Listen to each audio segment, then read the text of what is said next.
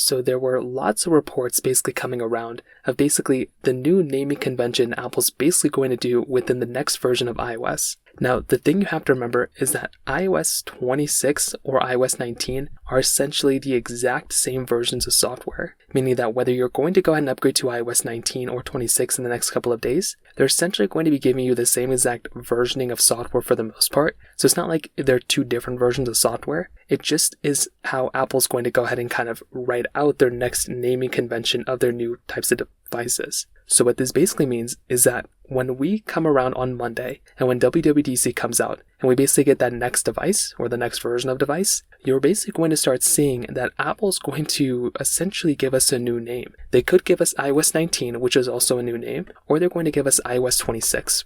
Now, iOS 19 would still make sense because Apple's going through and they're essentially making another type of device, software. It's a plus one of the iOS 18. It's their naming convention they've done since the beginning. So that totally makes sense. With iOS 26, though, there's a little bit of a difference here. And the reason why Apple might end up doing iOS 26 or iOS 25, the main reason for this is because they basically want people to go through and essentially go ahead and kind of like upgrade to, the next version of software and have it align with the phone number as well. If Apple ends up doing iOS 26 like that name, there's a very big chance Apple's also going to throw out basically an iPhone 26 this year as well. So the iOS number and the iPhone number are basically going to be the exact same. Now, it's not one-to-one, but Samsung did this a couple years ago as well. In 2020, Samsung went from the Samsung Galaxy S10 to the Samsung Galaxy S20. The reason why they did that was so they can go through and basically basically align the naming convention of their phones to the years. And Apple's essentially going to be doing the exact same thing with this next version of software as well. So